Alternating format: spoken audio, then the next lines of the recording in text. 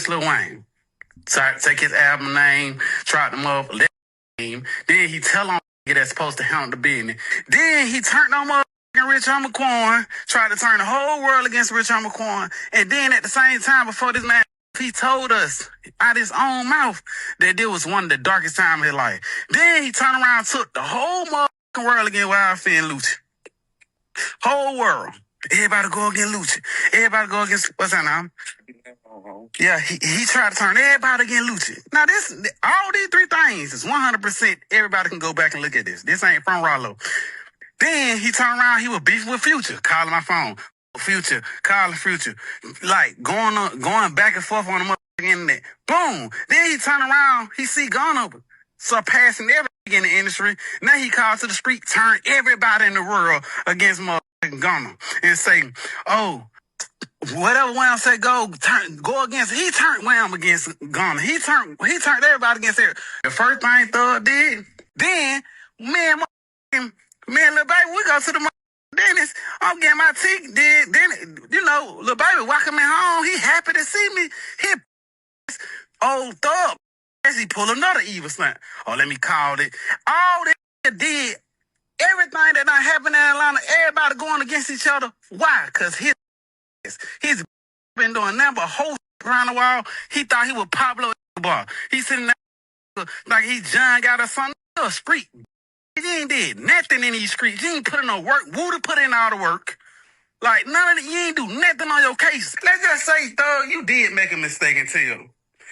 Why the fuck you ain't saying, Ghana made a mistake? So basically saying, you can make a mistake and do some shit, but Ghana can't make a mistake and do some shit. Oh, just like you said, it ain't about you telling, it's about who told. Then, man, so, Ralo was speaking. Ralo was talking a lot when he first came home. I mean, he had a lot to say. Some people say he snitched. Some people don't say he snitched. I didn't know much about him. I wasn't like, I don't know, man. Like when he went to, I really wasn't. I don't know where I was. I just don't remember him. You know what I'm saying? Like, I don't remember him, man. Like, but apparently he was in the streets. Just listen from the story on Say Cheese. He was in the streets making a bunch of money. You smell me? And so basically he spoke on how Young Thug pulled a Curtis Jackson, aka 50 Cent, and pulled a Jay-Z in Atlanta. And one of the beneficial things about Atlanta is they were like a well-oiled machine. They was like some Mexicans working on building a house or doing the roof. Julio hand Hector the brick, Hector hand Juan the brick. He laid the cement down, put the brick down. It was teamwork. That's what made Atlanta so great, was their ability to network. They networked so well. They showed love to each other. They showed support. Atlanta really was in, before the feds came. Now they're 40% black populated, so they're no longer the majority people down there. They were a great networking city, and they musicians mirrored that. They work well together. You go down to Atlanta, the businesses thrive. Everybody supported each other. You pay the money. They work with each other. A lot of the women and men down there, they did trade for barter. They network with information. And it been like that since the 90s. I remember Deion Sanders talking about he loved being in Atlanta, all these black and successful and well-off to do people. You love those things, man. And that's not the only town either. If you ever watched that Carter 30 for 30 documentary about, if you've seen Friday Night Lights, the team that beat them, which that was actually the semifinals in reality.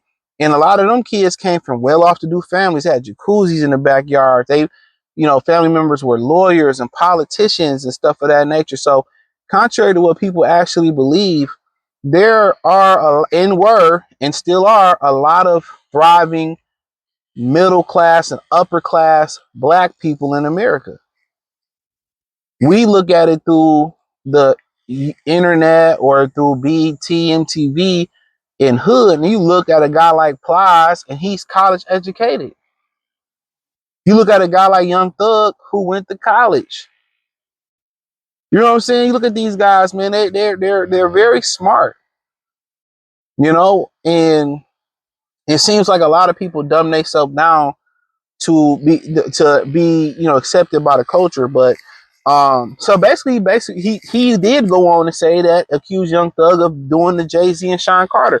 Now, if you remember, a lot of people held like Jay-Z and 50 Cent responsible for the downfall of New York rap because they pitted people against each other. 50 Cent had a vendetta because anybody that worked with Irv Gotti and Chris Gotti and Ja Rule, he had this vendetta to go after them. You right? Remember, he was going after Jay-Z even before that. I'm about $1. Who the fuck is 50 Cent? On how to rob.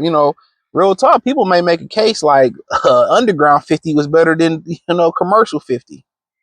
So and then Jay-Z and a lot of stuff that he did, behind the scenes with state property, major figures. I mean, some of the little things that he's done throughout about around hip hop. A lot of people felt like, he was beefing with Mace and, the little DMX rivalry. They was kind of cool, but they kind of, most people blame them for the destruction of, New York City hip hop, right? And whatever you want to believe. I'm not saying, I'm just saying what people say. And basically, he's accusing Young Thug of doing that. Starting issues with, he said he had an issue with Future. He said he had an issue with Gunna. Before Gunna snitched, even though he did snitch on the first 48, go look that up. He was on the first 48 snitching. He snitched on the first 48. That shit he did in court, I don't think he snitched, but whatever. And he said he was jealous because Gunna started surpassing all of them, and that's what it's really about. And like I said before, if you're gonna be in a mentor, if you're gonna be in a leadership position, one thing I like about Yo Gotti, he don't care which one of his artists, become bigger than him, but it's all about CMG. It's all about it's all about the progression of the label and them as a label and a group, whatever you want to call them, right?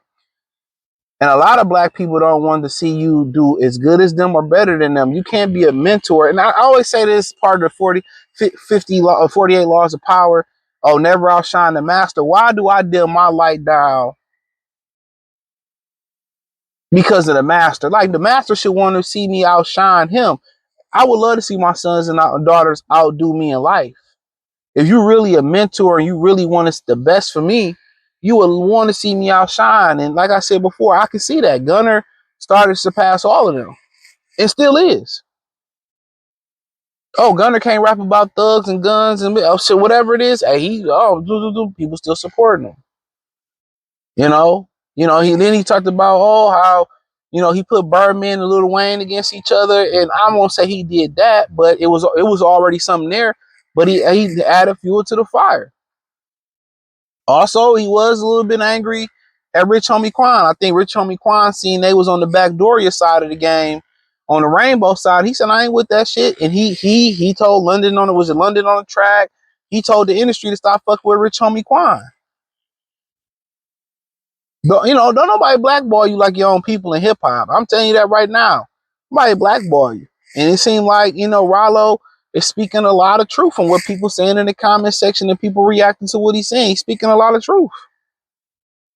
And all that do is come from a hating ass nigga, man. He said he ain't put in no work in the streets. Would he put all the work in the streets? But that's what somebody smart do. They let y'all do the little dirt and shit, and I keep my hands clean. You know what I'm saying? And I feel him. And people could say, well, Ralo ain't been talking the last few months from what I heard. Not like he was when he first got out.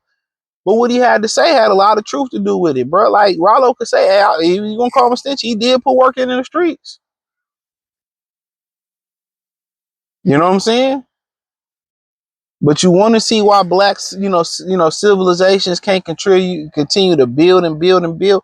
We got to get out our own way. It's okay if somebody surpass you, especially if you all right. Most of us surpass us. We can't sit there and forget the people that helped us get there. Guess what, brother? I'm gonna give you a hand up here with me. I'm gonna make sure you good. You can't get into that. Oh, he bigger than me, man. I'm glad I blazed the path or laid the ladder for you to climb up higher. Now lay that ladder for somebody else to surpass you, so we can build the community. I don't know why I always feel like people got to feel like it only can be one. Why can't it be all of us? You know? Records meant to be broke. We all should be balling. And when people go back and say, damn, how did Atlanta music fall off? Same way New York fell off. Start beefing with each other. Yeah, when they was helping each other and as moving as one, Atlanta was a powerhouse, bruh. Keep moving as one. Don't let this shit stop and deter y'all. Keep moving. Keep going. Keep going, bruh. Stop. Oh, he better than me. So what? Good. He's South Soldier. Okay, let's be competitive. Let's make an album better than that. We can't, so be it. Everybody had a time, but to me, it just sounds like some nigga shit. That's why black people can't never advance. I want to see people win, you know. But hey, let me know what y'all think. Check out the music entertainment playlist. Thumbs up the video, share the video, subscribe to the channel. The subscribe button is the bell icon button. Hit all notifications, increase your chance of notifications. We go live with y'all video. Peace.